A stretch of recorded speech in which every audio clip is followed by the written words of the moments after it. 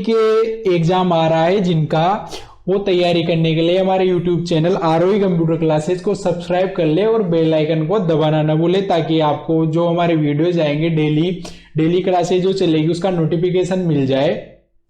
तो जिन्होंने भी चैनल को सब्सक्राइब नहीं किया है सब्सक्राइब कर ले, और डेली क्लासेस मिलने वाली है आपको आज से। तो शुरू करते हैं आज की क्लास। तो ये रहा देखो आज का पहला क्वेश्चन। तो पहला क्वेश्चन देखो क्या है स्क्रीन पर। तो देखो पहला क्वेश्चन है, एक्सेल 2010 में किसी सेल में कॉपी किए गए, एक्सेल 2010 में किसी सेल में कॉपी किए गए या कट किए गए सेलों को पेस्ट करने के लिए किस शॉर्टकट कुंजी का उपयोग किया जाता है। देखो एक बार और रिपीट कर देता हूं मैं क्वेश्चन को। क्या है, एक्सेल 2010 में किसी सेल में कॉपी किए गए या कट किए गए सेलों को पेस्ट करने के लिए किस शॉर्टकट कुंजी का उपयोग किया जाता है। तो ए पर दे रखा है Ctrl+S, बी पर दे रखा है Ctrl+C, और सी पर दे रखा है Ctrl+V, और डी पर दे रखा है Ctrl+P। तो देखो ध्यान से क्वेश्चन में पूछा है क्या है, आपसे पूछा है क्वेश्चन में कि किसी सेल में कॉपी किए गए या कट किए गए सेल को पेस्ट, यानी आपने जो कट या कॉपी किया है उस सेल को अगर आपको पेस्ट करना है तो उसका शॉर्टकट क्या होगा ये पूछा है। तो देखो कट और कॉपी जो करते हैं उसको पेस्ट करने का जो शॉर्टकट होता है वो क्या होता है, वो होता है Ctrl+V। क्या होता है, Ctrl+V। तो क्वेश्चन नंबर जो फर्स्ट है इसका आंसर हो जाएगा सी ऑप्शन, Ctrl+V पेस्ट करने का शॉर्टकट। जबकि Ctrl+S क्या काम आता है, ये काम आता है सेव के लिए, और Ctrl+C कॉपी के लिए आता है, और Ctrl+P प्रिंट के लिए काम आता है। पेस्ट के लिए क्या काम आता है, Ctrl+V। तो क्वेश्चन नंबर फर्स्ट का आंसर हो जाएगा सी, Ctrl+V। चलते अगले क्वेश्चन पर, क्वेश्चन नंबर 2। तो क्वेश्चन नंबर 2 देखो क्या है, भारत में रुपे कार्ड की शुरुआत किस संगठन ने की थी। भारत में रुपे कार्ड की शुरुआत किस संगठन ने की थी। तो ए पर दे रखा है देखो मास्टर कार्ड, बी पर दे रखा है वीजा, सी पर दे रखा है national Payment Corporation of India NPCI, और डी पर दे रखा है भारतीय रिजर्व बैंक। तो जो रुपे कार्ड है ये रुपे इंडिया का घरेलू डेबिट कार्ड है। तो इसकी जो शुरुआत की थी वो कौन से संगठन ने की थी, national Payment Corporation of India NPCI, national Payment Corporation of India. तो इसका ये सही आंसर हो जाएगा। तो क्वेश्चन नंबर सही इनका सही आंसर हो जाएगा C option, National Payment Corporation of India, short में से NPCI बोलते हैं। चलते अगले क्वेश्चन पर, क्वेश्चन नंबर 3। देखो क्वेश्चन नंबर 3 क्या है, कौन सी सोशल नेटवर्किंग साइट को उसके पोस्ट में अक्षर सीमा और हैशटैग का उपयोग करने के लिए जाना जाता है। कौन सी सोशल नेटवर्किंग साइट को उसके पोस्ट में अक्षर सीमा यानी वर्ड लिमिट और हैशटैग का उपयोग करने के लिए जाना जाता है। यानी कौन सी सोशल नेटवर्किंग साइट है जिसमें कैरेक्टर्स की लिमिटेशन होती है और हैशटैग का उपयोग किया जाता है। तो ए पर दे रखा है फेसबुक, बी पर दे रखा है ट्विटर, सी पर दे रखा है इंस्टाग्राम, और डी पर दे रखा है लिंक्डइन। तो जो इसका सही आंसर होगा वो होगा बी, ट्विटर। क्या होगा इसका सही आंसर, बी, ट्विटर इसका सही आंसर हो जाएगा। देखो क्वेश्चन नंबर 3 का, क्योंकि ट्विटर में क्या होता है कैरेक्टर्स की लिमिट होती है और आप हैशटैग का भी प्रयोग कर सकते हो। तो क्वेश्चन नंबर जो 3 है इसका आंसर हो जाएगा बी, ट्विटर। चलते अगले क्वेश्चन पर। तो देखो अगला क्वेश्चन क्या है, राजस्थान संपर्क पोर्टल का उद्देश्य क्या है। क्वेश्चन नंबर 4 क्या है, देखो राजस्थान संपर्क पोर्टल का उद्देश्य क्या है।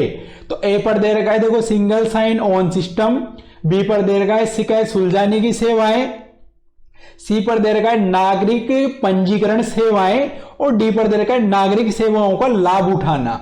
तो जो राजस्थान संपर्क का जो पोर्टल है वो क्या काम आता है, वो आता है शिकायत सुलझाने की सेवाओं के लिए। किसके लिए काम आता है, वो शिकायत सुलझाने के काम आता है वो। तो जो राजस्थान संपर्क का पोर्टल है इसके माध्यम से आप ऑनलाइन शिकायत कर सकते हो, उसका निवारण हो जाता है राजस्थान संपर्क पोर्टल से। तो क्वेश्चन नंबर 4 है इसका आंसर हो जाएगा बी ऑप्शन, शिकायत सुलझाने की सेवाएं।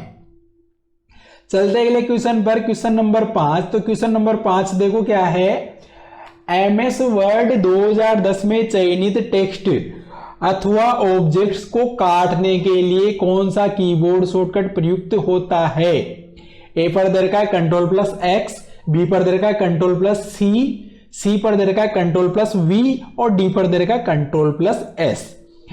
देखो क्वेश्चन में पूछा क्या है, एमएस वर्ड 2010 में चयनित टेक्स्ट, यानी चयनित का मतलब कि जो भी टेक्स्ट अथवा ऑब्जेक्ट अगर आपने सिलेक्ट कर रखा है को काटने के लिए कौन सा कीबोर्ड शॉर्टकट प्रयुक्त होता है, यानी कट करने के लिए अपन किस कीबोर्ड शॉर्टकट का प्रयोग करते हैं, तो इसके लिए काम आता है कंट्रोल प्लस एक्स। क्या काम आता है, कंट्रोल प्लस एक्स। तो क्वेश्चन नंबर 5 का आंसर हो जाएगा A option, control plus x. ये देखो एक्स कैंची का निशान जैसे होता है, कट करने के काम आता है, काटने के लिए। जबकि कंट्रोल सी कॉपी के लिए आता है, कंट्रोल वी पेस्ट के लिए आता है और कंट्रोल प्लस एस सेव के लिए काम आता है। चलते गए क्वेश्चन पर, क्वेश्चन नंबर 6। क्वेश्चन नंबर 6 देखो क्या है, एमएस वर्ड 2010 में फाइंड एवं रिप्लेस सुविधा का क्या उद्देश्य है। एमएस वर्ड 2010 में फाइंड एवं रिप्लेस सुविधा का क्या उद्देश्य है।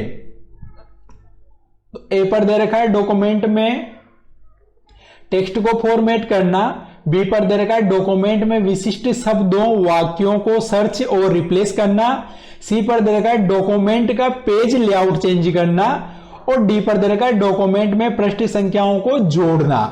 तो क्वेश्चन में पूछा क्या है, एमएस वर्ड 2010 में फाइंड एवं रिप्लेस सुविधा का उद्देश्य, यानी फाइंड और रिप्लेस का ऑप्शन क्या काम आता है, उसका क्या उद्देश्य ये पूछा है।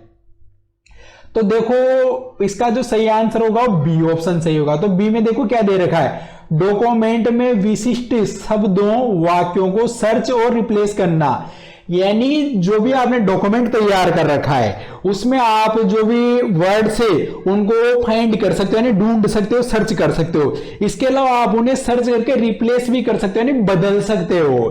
फाइंड एंड रिप्लेस ऑप्शन के द्वारा आप वर्ड्स को चेंज कर सकते हो और ढूंढ भी सकते हो, ये काम आता है। तो क्वेश्चन नंबर 6 है, इसका आंसर हो जाएगा बी ऑप्शन। जबकि ए पर दिया था डॉक्यूमेंट में टेक्स्ट को फॉर्मेट करना नहीं होता है, देखो सी पर दिया था डॉक्यूमेंट का पेज लेआउट चेंज करना नहीं होता है और डी पर दे रहा है डॉक्यूमेंट में पृष्ठ संख्याओं को जोड़ना, तो ये भी नहीं होता है। क्या होता है, डॉक्यूमेंट में विशिष्ट शब्दों वाक्यों को सर्च और रिप्लेस करना, ये होता है। क्वेश्चन नंबर 7 देखो क्या दे रखा है, ई मित्र पोर्टल के माध्यम से कौन सी सेवाओं का लाभ उठाया जा सकता है। ई मित्र पोर्टल के माध्यम से कौन सी सेवाओं का लाभ उठाया जा सकता है।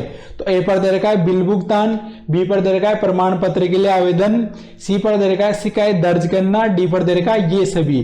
तो देखो ई मित्र नॉर्मली सब जानते होंगे जो भी राजस्थान से हैं।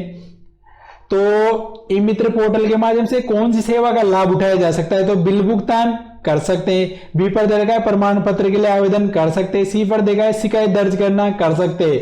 तो क्वेश्चन नंबर 7 का आंसर क्या होगा, डी ये सभी। क्या हो जाएगा, डी ये सभी इसका सही आंसर हो जाएगा, क्योंकि तीनों काम अपन यहां से मित्र से कर सकते हैं। चलते गए क्वेश्चन पर, क्वेश्चन नंबर 8 देखो क्या दे रखा है, एमएस वर्ड 2010 में पाठ के रूप में दिखाने के लिए जिन रिबन टैब में विकल्प होते हैं जैसे फॉन्ट कलर और हाईलाइट कलर क्या है। तो ए पर दे रखा है होम, बी पर दे रखा है इंसर्ट, सी पर दे रखा है पेज लेआउट और डी पर दे रखा है देखो रेफरेंसेज। तो एमएस वर्ड 2010 में पाठ के रूप में दिखाने के लिए, यानी टेक्स्ट में दिखाने के लिए, यानी कौन सा टैब काम आता है जिसमें फॉन्ट कलर और हाईलाइट कलर होते हैं। तो जो फॉन्ट कलर और हाईलाइट कलर जो होते हैं वो पाए जाते हैं कौन से टैब में, होम टैब में पाए जाते हैं। कौन से टैब में पाए जाते हैं, होम टैब में पाए जाते हैं। तो क्वेश्चन नंबर 8 का आंसर हो जाएगा ए होम। क्या हो जाएगा, ए होम इसका सही आंसर हो जाएगा। चलते गए क्वेश्चन पर, क्वेश्चन नंबर 9 देखो क्या है, एमएस वर्ड 2010 में सेव एज डायलॉग बॉक्स खोलने के लिए कौन सी शॉर्टकट कुंजी उपयोग की जाती है। एमएस वर्ड 2010 में सेव एज डायलॉग बॉक्स खोलने के लिए कौन सी शॉर्टकट कुंजी उपयोग की जाती है। तो ए पर दे रखा है कंट्रोल प्लस एस, बी पर दे रखा है कंट्रोल प्लस ओ, सी पर दे रखा है कंट्रोल प्लस ए और डी पर दे रखा है F12। तो सेव एज का जो डायलॉग बॉक्स खोलना है, अगर आपको सेव एज करना है तो सेव एज का शॉर्टकट पूछा है, तो सेव एज का शॉर्टकट क्या होता है?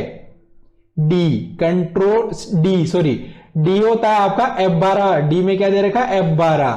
तो जो सेव एज का शॉर्टकट होता है वो क्या होता है? F12। जबकि ए ऑप्शन पर दिया था कंट्रोल एस, तो ये तो क्या काम आता है? ये काम आता है सेव के लिए, और कंट्रोल प्लस ओ दे रखा है, ये काम आता है ओपन के लिए, और कंट्रोल ए काम आता है आपका सिलेक्ट ऑल के लिए काम आता है। तो इसका सही आंसर क्या हो जाएगा?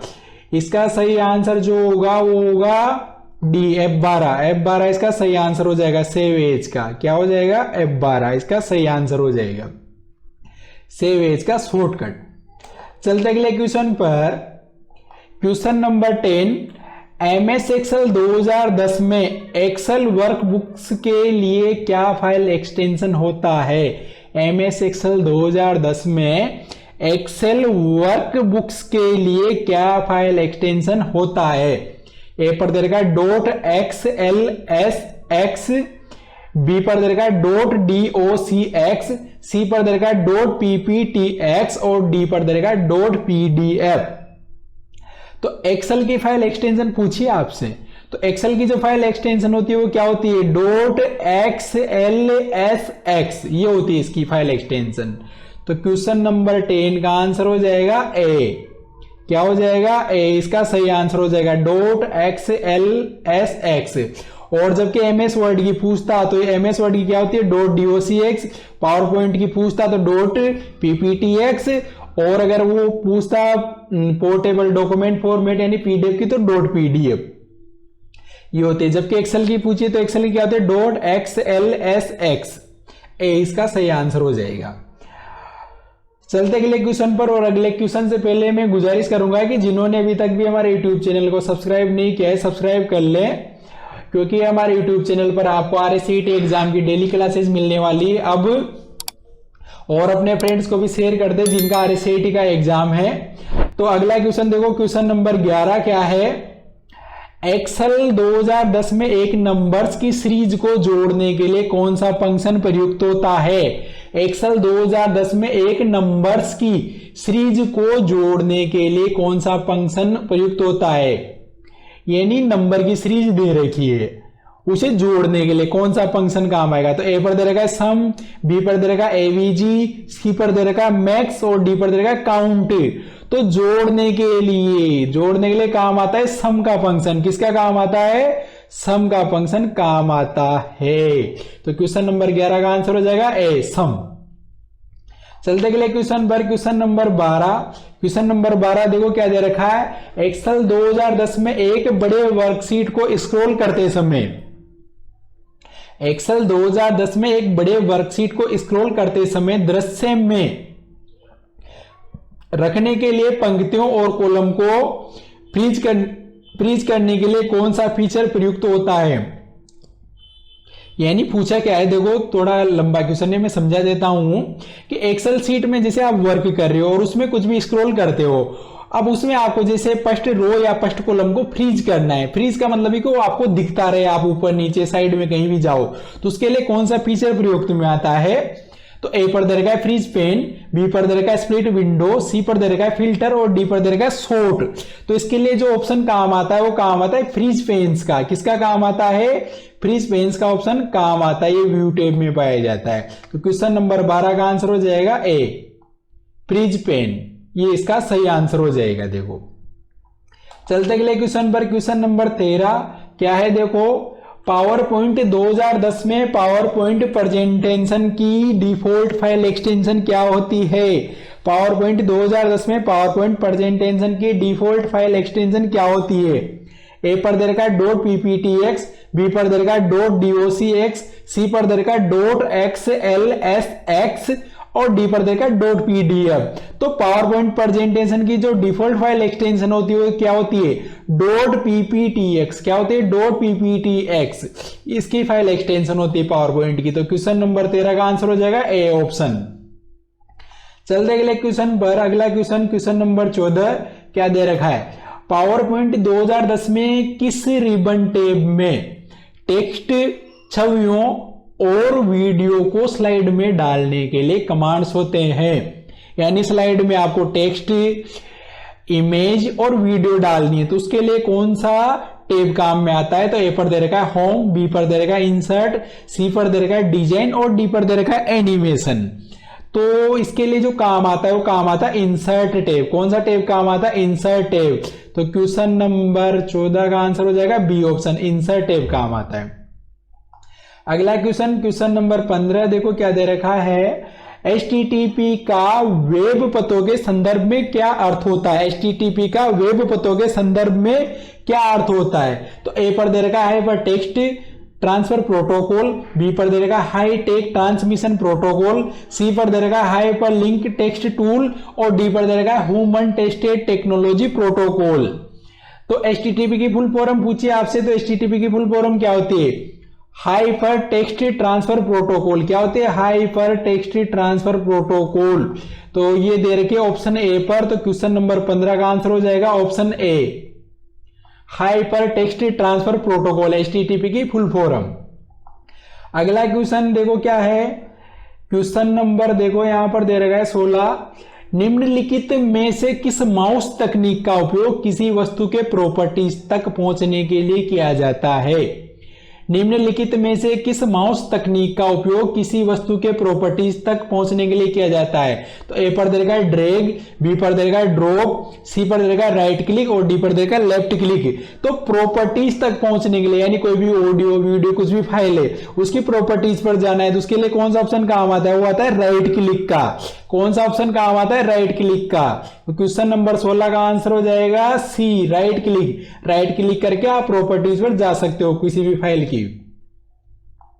अगला क्वेश्चन नंबर 17 देखो क्या दे रखा है, MS एक्सेल 2010 में निम्नलिखित में से कौन आज की तारीख को दिनांक प्रारूप में देता है? यानी आज की डेट कौन से प्रारूप में देता है पूछा है आपसे। तो जैसे डेट दे रखी है 07/18/2019 ऐसे दे रखा है, तो इसमें देखो ये जो 07 दे रखा है तो महीना है यानी जुलाई हो गया, इसका मतलब वो 18 आपकी तारीख हो गई और 2019 आपका ईयर हो गया।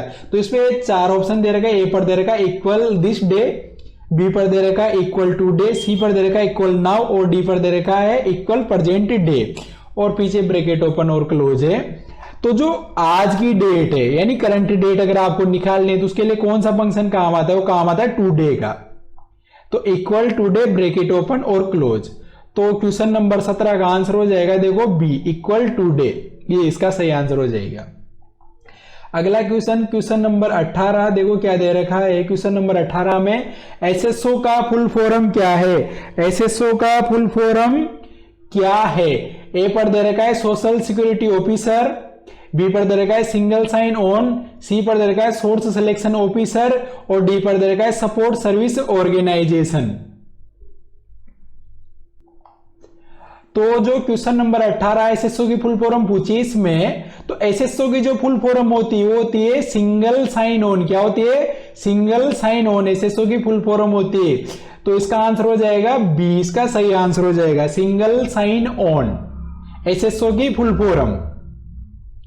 अगला क्वेश्चन नंबर 19 देखो क्या है, कीबोर्ड के सबसे ऊपरी बार पर F1, F2, F3 आदि कुंजियों को कहा जाता है? तो ए पर दे रखा है फॉर्मूला कुंजियां, बी पर दे रखा है फंक्शन कुंजियां, सी पर दे रखा है फैक्ट कुंजियां और डी पर दे रखा है स्पेशल कुंजियां। तो F1, F2, F3 जो कीबोर्ड में की होती है इन्हें क्या बोला जाता है? तो इन्हें बोलते हैं फंक्शन की। क्या बोला जाता है? फंक्शन की। बी ऑप्शन इसका सही आंसर हो जाएगा क्वेश्चन नंबर 19 का, फंक्शन की। F1 से लेकर F12 तक कहां तक होती है? F1 से लेकर आपकी F12 तक जो बटन होते हैं कीबोर्ड में उन्हें क्या बोला जाता है? फंक्शन की बोला जाता है। तो क्वेश्चन नंबर 19 का आंसर हो जाएगा बी, फंक्शन कुंजियां। अगला क्वेश्चन नंबर 20, कंप्यूटर स्पीकर और हेडफोन किस प्रकार के उपकरण है?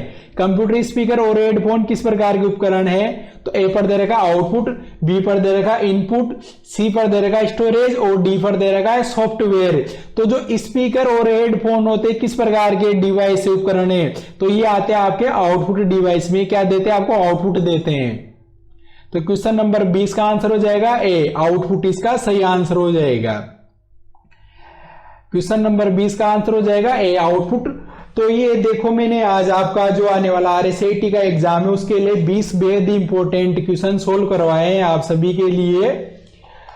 तो जो आने वाला आपका RSAT का एग्जाम है उसके लिए हमारी क्लासेज चालू हो गई है। तो जिन्होंने अभी तक भी चैनल को सब्सक्राइब नहीं किया है चैनल को सब्सक्राइब कर लें और बेल आइकन को दबाना न भूलें ताकि आपको आने वाली वीडियो का नोटिफिकेशन मिल जाए। और जिन जिन का एग्जाम है आपके मिलने वाले आपके जो भी दोस्त वगैरह है जिनका एग्जाम है सबसे बोल दे चैनल सब्सक्राइब कर ले, क्योंकि यहाँ पर आपको रेगुलर क्लासेज मिलने वाली है हमारे यूट्यूब चैनल पर। Thank you friends.